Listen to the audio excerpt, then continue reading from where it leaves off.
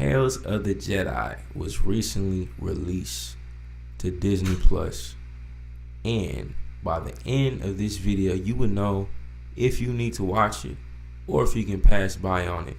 Of course, this is the Black Jedi bringing you the real, the raw, because even in the light there is darkness. First appearance of Count Dooku with the Jedi Order and Qui-Gon Jinn as his apprentice. Yeah. But pretty much we see Dooku and Qui-Gon, you know, they're trying to investigate what's going on with a planet that seems to pretty much be famished. You know, crops is gone, air, the atmosphere is toxic, polluted pretty much, and they have a case of first going into the saloon, trying to question people like, hey, where's the senator's son?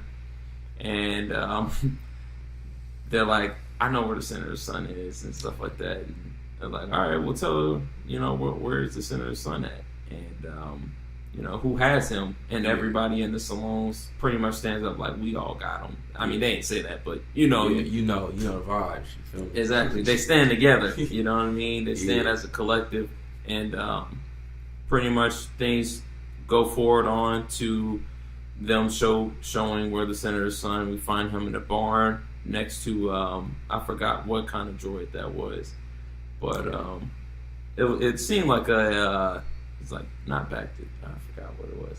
I forgot what droid it was, but it was like a huge droid. Mm-hmm. If you know the droid's name, let us know. Yeah, let us know. Wikipedia. Exactly.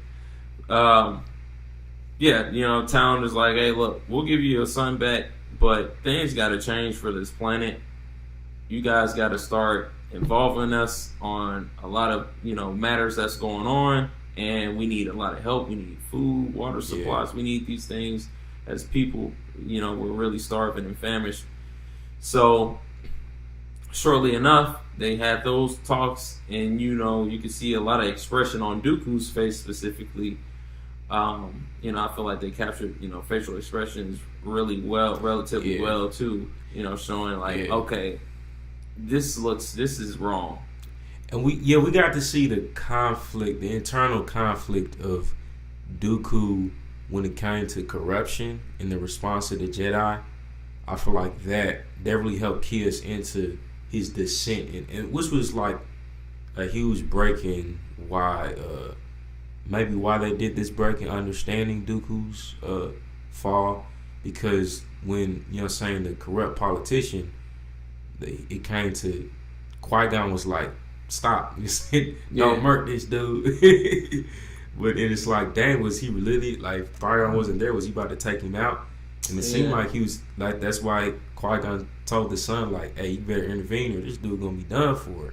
And it's like, how much had that been happening before that? Mm-hmm. Right. And you question, like, dang, has he done this before? Has he gone off the deep end before? And has Qui-Gon having to stop him? You know what I mean? Yeah. And the scene we're talking about is when the Senate actually shows up, the son's father, the senator, he shows up. He's like, hey, where my son at? Yeah. And they bring him out, and, you know, gunfire start, you know, pretty much popping off. You know what I mean? They start really going at it, you know.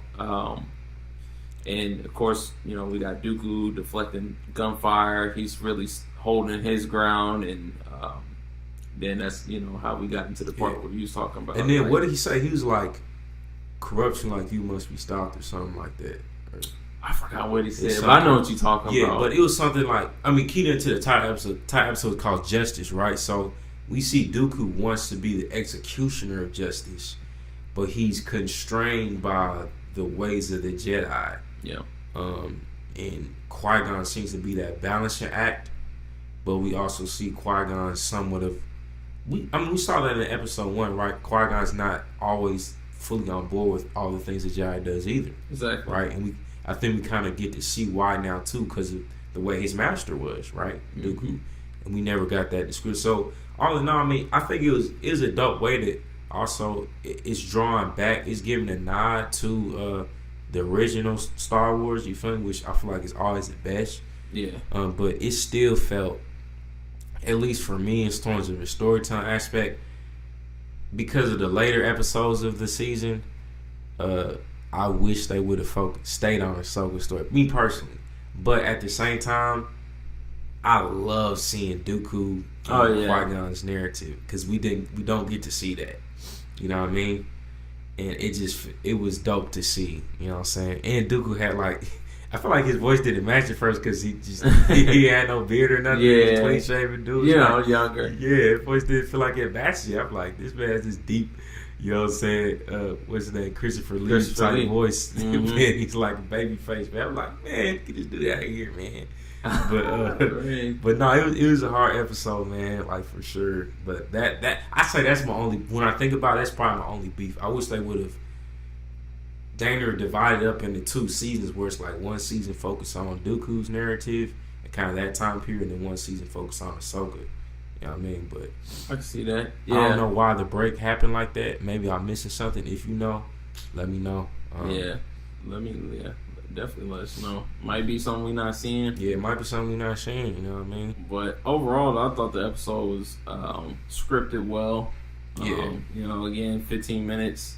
And I thought they executed the 15 minutes for the most part the best way that you could.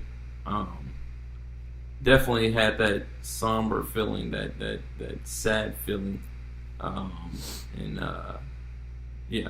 Theme is justice. So yeah, a lot of people have different ways of executing justice.